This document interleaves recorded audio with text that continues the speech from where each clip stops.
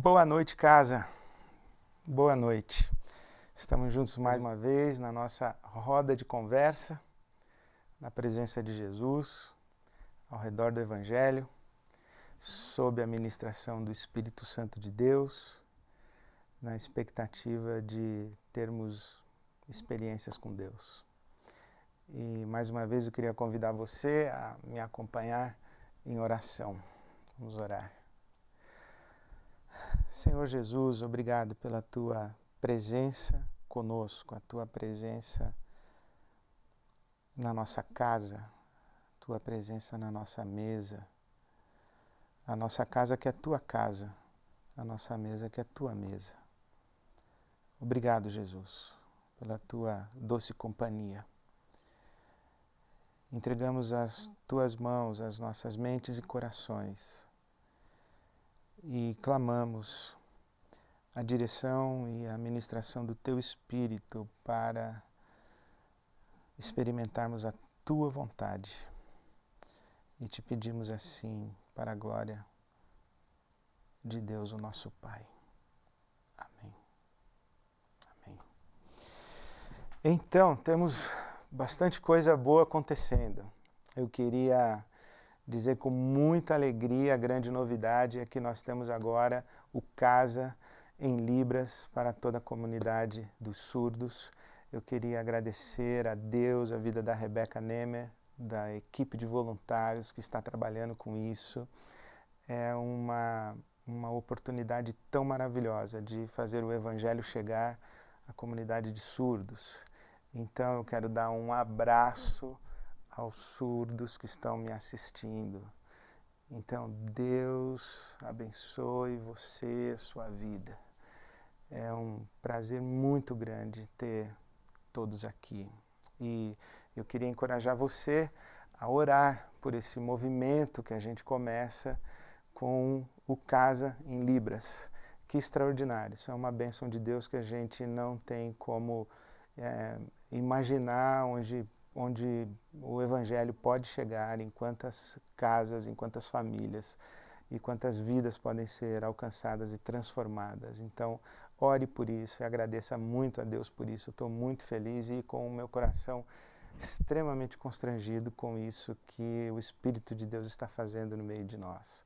Queria também encorajar você a seguir a gente no Instagram, @ibabicasa, e mandar suas fotos, falar do seu grupo, o que está acontecendo na sua casa. Eu vejo as fotos, eu fico impressionado. Vi uma casa que tem um banner grande, vi outra casa que o pessoal fez, parece que uma apostila, eu fiquei até com inveja daquele caderninho lá, que tem a capa do loguinho da casa, tudo.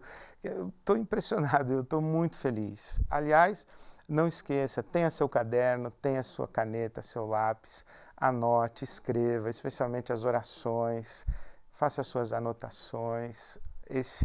Isso não é uma anotação de aula. As anotações, as coisas que você escreve, não são anotações de aula. Elas são muito mais o itinerário da sua peregrinação espiritual. São os seus insights, as suas percepções, suas autopercepções, aquilo que você ouve de Deus, aquilo que você compreende do Evangelho, compreende de você mesmo, aquilo que Deus fala com você. Então, esses registros aí não são informações como se você estivesse tendo aula.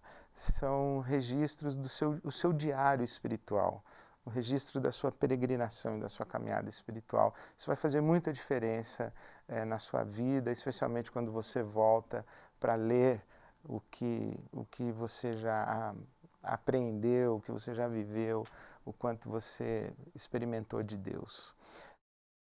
Hoje a nossa conversa é em Marcos. Começa no Evangelho de Marcos, no capítulo 1, os versículos 14 e 15. Eu não sei nem se vai dar tempo de falar, porque esse capítulo do Talmidim, que é Galileia, é o estudo número 6, é o capítulo número 6 do livro, e o título é Galileia, ele abre uma das minhas compreensões ou uma das minhas ideias ou percepções espirituais e do Evangelho que são das minhas percepções que são especiais, essa é uma das principais, porque fala do reino de Deus.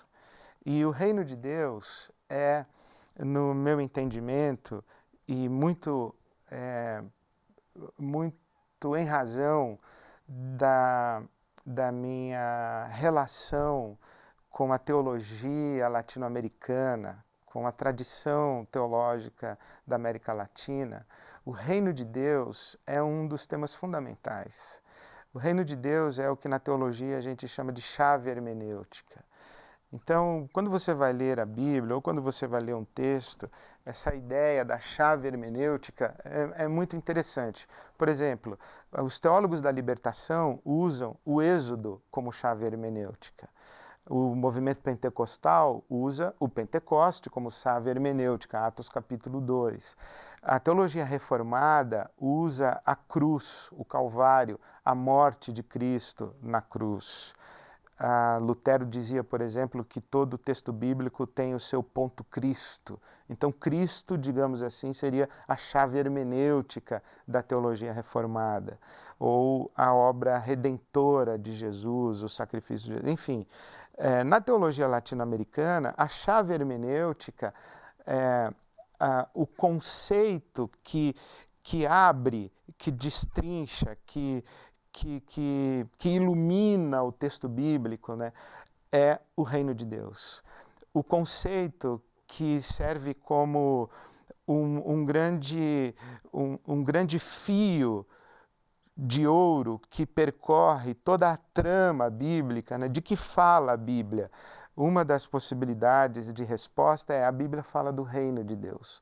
A Bíblia fala do reinado de Deus. Sendo o reino de Deus, inclusive, o coração ou talvez a essência da mensagem de Jesus. Então nós estamos em Marcos capítulo 1, versículos 14 e 15, que diz esse texto bíblico para nós, que quando João Batista foi preso, Jesus então foi para Galiléia anunciando as boas notícias do reino de Deus, anunciando o evangelho do reino de Deus. Evangelho quer dizer boas notícias. Então, Jesus aparece em cena dizendo assim, eu tenho boas notícias, eu tenho o evangelho. Evangelho era uma palavra política. Evangelho era o anúncio dos arautos do Império Romano, dos imperadores romanos. Quando Roma conquistava um território, conquistava uma aldeia, uma cidade, uma vila, o arauto ia lá e dizia o seguinte, eu trago boas notícias, Roma chegou. A luz de Roma chegou. Então o evangelho era esse anúncio. Então o evangelho do imperador, o evangelho de Roma, o evangelho de César. E Jesus está dizendo, eu tenho um evangelho, eu tenho uma boa notícia. A boa notícia não é que Roma chegou, ou que o Império Romano chegou, ou que o Imperador César chegou. A boa notícia é que o reino de Deus chegou. A boa notícia é que Deus vai começar a reinar. A boa notícia é que Deus está interferindo na história e o reinado de Deus começa a acontecer. E Jesus é a própria presença do reino de Deus. Nele, Jesus, o reino de Deus chega. Na teologia a gente diz que Jesus inaugura o reino de Deus. Deus começa a fazer a sua vontade, exercitar a sua vontade, e Jesus manifesta isso. Jesus ele exerce a autoridade de Deus, o governo de Deus, por exemplo, sobre os espíritos malignos, que nós chamamos de demônios, diabos, espíritos imundos é a terminologia bíblica. Então os espíritos maus se submetem à autoridade de Jesus, porque Jesus governa, inclusive, sobre os espíritos maus, as hostes da maldade. Jesus governa e exerce a sua autoridade, por exemplo, sobre as forças da natureza. Ele acalma a tempestade, ele acalma o mar, ele faz parar de chover. Então Jesus exerce a sua autoridade sobre as forças do mundo natural. Jesus exerce a sua autoridade, por exemplo, sobre as enfermidades, ele cura pessoas. Então é a forma de Jesus mostrar, olha, Deus está realizando a sua vontade, Deus está exercitando o seu governo, Deus está agindo com a sua autoridade. E ele, Jesus, é a presença do reino de Deus. E Jesus, inclusive, manifesta a autoridade, o governo de Deus, inclusive sobre a morte, quando, por exemplo, ressuscita Lázaro. Ele diz, eu sou maior do que a morte, inclusive a morte me obedece. Então, o reino de Deus é essa realização da vontade de Deus. Assim como Jesus nos ensinou a orar, seja feita, ó Pai, a tua vontade, assim na terra como é feita no céu. Então, o que é o reino de Deus? Venha o teu reino. Isto é, seja feita a tua vontade, assim na terra como no céu. Então, o que é o reino de Deus? O reino de Deus é esse ambiente onde a vontade de Deus está presente. O reino de Deus é a expressão do governo de Deus. Quando Jesus chega, olha, eu trago o evangelho, eu também trago uma boa notícia, o reino de Deus chegou, ele está dizendo, andem aqui ao meu redor, andem comigo, andem no meu ambiente, que vocês vão começar a perceber como seria o mundo se Deus estivesse no governo e não Tibério César, o imperador romano. Andem comigo, que você vai ver como seria o mundo se Deus estivesse no governo e não Tibério César, o imperador romano. O reino de Deus é essa presença do governo de Deus na história e no mundo. E a maneira como Jesus se dirige às pessoas é dizendo, arrependam-se e creiam. Arrependam-se e creiam, porque o reino de Deus chegou, o reino de Deus está próximo, o reino de Deus está aqui. Arrependam-se e creiam. Bom, duas coisas importantes. A primeira, arrependimento. O que é arrependimento? Quando eu falo arrependimento, o que você pensa? O que você logo pensa quando você pensa em arrependimento? É um lamento, uma tristeza a respeito de uma coisa que você fez no passado ou que você deixou de fazer. Ah, eu me arrependo de não ter ido viajar nas férias. Ah, eu me arrependo de ter terminado o meu romance. Ah, eu me arrependo de ter me matriculado nessa faculdade. Eu me arrependo de ter falado aquilo que eu falei para você. É sempre uma referência a algo do passado. Algo que você lamenta que você fez ou deixou de fazer lá no passado. O arrependimento, para nós, tem essa conotação de tristeza a respeito de alguma coisa que nós fizemos ou deixamos de fazer. Um lamento. Mas a ideia bíblica de arrependimento não tem nada a ver com isso. Isso pode até estar presente, mas a ideia bíblica de arrependimento a palavra grega é metanoia, que é uma mudança de mente, é mudar o jeito de pensar. A metanoia é uma experiência de iluminação do entendimento. É como se você estivesse numa sala escura e alguém acendeu a luz e você enxergou tudo. Então você teve uma experiência de metanoia. Você recebeu uma iluminação e você teve uma percepção da realidade, uma compreensão da realidade. Você enxergou coisas que você antes não enxergava, ou você enxergou de modo diferente aquilo que você sempre contemplou e viu de um jeito, agora você vê de outro, porque agora está claro, agora está iluminado. Então, a metanoia, eu gosto de usar essa maneira de traduzir, expansão de consciência. Você recebe uma informação ou você recebe um acesso a uma realidade que muda a sua cabeça. E porque muda a sua cabeça, você muda. Porque muda a sua maneira de pensar, de enxergar, muda a sua maneira de se comportar. Quando você recebe uma informação nova, então você muda de postura, você muda de atitude, você muda de direção, inclusive. Você agora, e talvez por isso é que você lamenta o passado. Quando você se dá conta da realidade mesmo, e você olha, poxa, lá eu estava equivocado, lá eu estava enganado, lá eu agi, mas eu não deveria ter agido daquela maneira, ou deveria ter feito o que não fiz. Mas como é que você sabe que deveria? É porque você tem uma percepção de uma nova realidade, a sua consciência foi expandida. O Dallas Willard, eu gosto desse autor, Dallas Willard, no livro dele, A Conspiração Divina, ele cria uma metáfora, ele faz uma comparação da chegada do reino de Deus, mais ou menos o seguinte, é como se a luz elétrica chegasse na fazenda. Então, você não tem luz elétrica na sua casa da fazenda, então você não tem como preservar os seus alimentos, porque você não tem refrigeração, você não tem um refrigerador, você não tem luz à noite, fica tudo escuro, você vive com lampião, lamparina, querosene, enfim, você não tem luz elétrica. Então você vive de um jeito, a sua rotina é de um jeito, a maneira como você se organiza e organiza a sua vida é de um jeito. Aí chega um cara e diz assim, olha, tem luz elétrica agora, está passando lá na estrada. Se você puxar a fiação, vai chegar. Se você fizer a ligação, vai ter luz elétrica aqui também na sua fazenda. E aí chega a luz na sua fazenda. E aí quando chega a luz elétrica na sua fazenda, ou quando chega a eletricidade na sua fazenda, e você ainda está preservando alimentos, enterrando para mantê-los refrigerados ou mantê-los frescos, você enterra a carne. Não, você não precisa, agora você tem um refrigerador. Então, tipo, chegou a eletricidade, chegou a luz, você ainda está com querosene, lamparina e lampião, agora você acende a luz.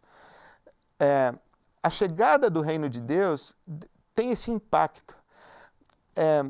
Chegou a eletricidade, mudou tudo.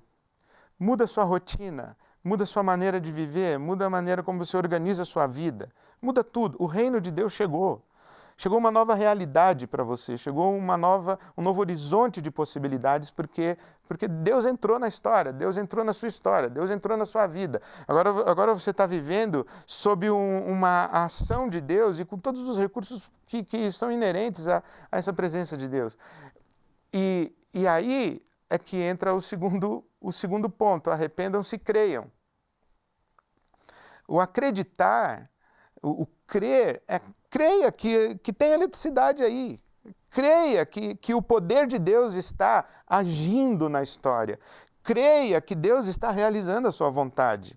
É como se Jesus nos dissesse, por que você ainda tem mágoa no seu coração? O reino de Deus chegou, perdoa.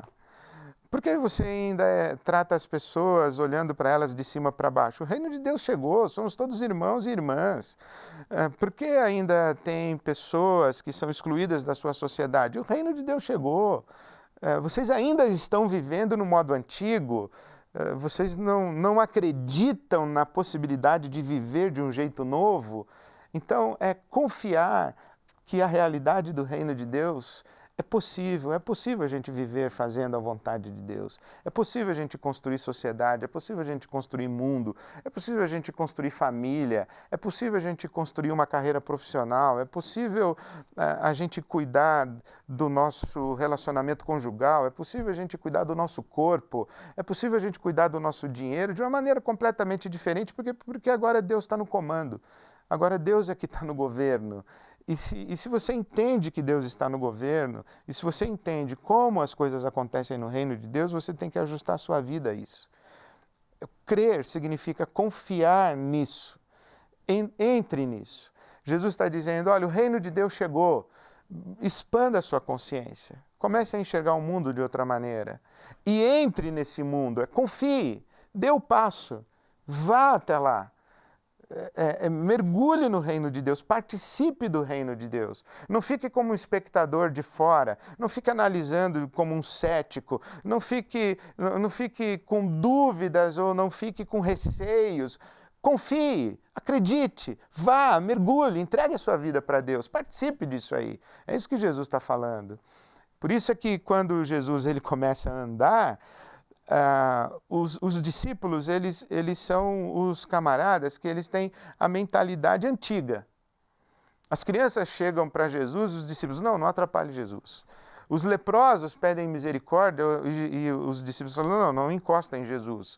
Um cego à beira do caminho grita, filho de Davi, tem misericórdia de mim. Os discípulos não prestam atenção nele. A mulher é rejeitada, a mulher é hostilizada. E aí vem Jesus atrás dos discípulos dizendo, espera um pouquinho, o reino de Deus chegou, deixa as crianças chegarem até mim. O reino de Deus é das crianças também. O reino de Deus chegou, vamos parar para olhar para esse cego, para esse homem caído aqui à beira do caminho, o reino de Deus chegou. Onde estão as mulheres? Deixem as mulheres se aproximarem, o reino de Deus chegou, o reino de Deus é para todos. E Jesus começa a confrontar também os sinais anti-reino. É assim que ele confronta os poderosos da religião de Israel, é assim que ele confronta Pilatos, é assim que ele confronta Herodes, é assim que ele diz, olha, os governantes aí que vocês têm medo, para mim eles são raposas, eu não estou preocupado com eles, o reino de Deus vai passar por cima deles se eles não se submeterem ao governo do meu Pai. Então, essa mensagem de o reino de Deus chegou é a mensagem fundamental da nossa fé em Jesus. Esse é o Evangelho. Quando a gente fala assim, Evangelho, o que é Evangelho? Evangelho é boa notícia. Tá, e qual é a boa notícia? A boa notícia de Jesus é o reino de Deus chegou. Pensar como seria o mundo se Deus governasse e a gente viver num mundo em que Deus não governa, de um jeito que nós viveríamos se Ele governasse. Isso é fé. Isso é o passo de fé. Você diz assim, bom, cara, não funciona no mundo de hostilidade, competição, você virar outra face. Jesus está dizendo, cara, abra sua mente, confia, funciona. Você diz assim, não funciona no mundo que a gente vive, a gente repartir os nossos bens. Aí Jesus diz, filha, abra sua mente, confia, funciona. Dá o passo de fé. O mundo governado por Tibério César, é o reino das trevas. Jesus está dizendo, o reino de Deus está aí. Acredite, confia e comece a viver como se Deus governasse o mundo, porque Deus, através de você, vai começar a governar e isso vai se estendendo, isso vai se alargando. Esse é o nosso desafio como seguidores de Jesus. Jesus, ele não trouxe para nós uma doutrina, Jesus, ele não trouxe para nós um novo jeito de prestar culto, de fazer cerimonial religioso. Jesus, ele não trouxe um novo código moral. O que Jesus trouxe para nós foi uma nova realidade chamada Reino de Deus. Deus está aqui. O poder de Deus está agindo na vida daqueles que se submetem à sua autoridade, ao seu governo, ao seu senhorio. Então, abra sua mente, abra o seu coração, dilate a sua consciência, pense de modo diferente e confie que vai dar certo. Fazer a vontade de Deus dá certo. Viver segundo a vontade de Deus dá certo. E talvez esse seja o nosso grande ato de fé. No mundo que não tem nada a ver com o reino de Deus, a gente viver dentro do reino de Deus. Porque o reino de Deus está presente aqui nesse mundo. E Jesus diz assim, olha, o reino de Deus está próximo, arrependa-se e creia. Esse próximo não é daqui a um mês e nem ali naquela esquina. O próximo é imediato. Se você levantar a mão, você esbarra no reino de Deus. Onde está o reino de Deus? Está aqui. Está agora. Então, perceba, enxergue, passe pela mudança da sua mente. Enxergue, o reino de Deus está aí. Acredite, confie, mergulha nele, entra nesse reino que vai dar certo. A vontade de Deus é boa, é perfeita e agradável. Então confia que vai dar certo. Se você quiser conversar com o seu grupo, com a sua família, quiser ir conversar na sua casa, vai lá no ibabe.com.br/casa, como você tem feito toda semana, e tem o design de conversa do estudo 6. Você pode me dar um clique, me desligar. Boa noite para você, Deus abençoe a você, a sua casa, Deus abençoe todos vocês. Então, você pode me dar um clique e fazer a sua roda de conversa até quinta-feira.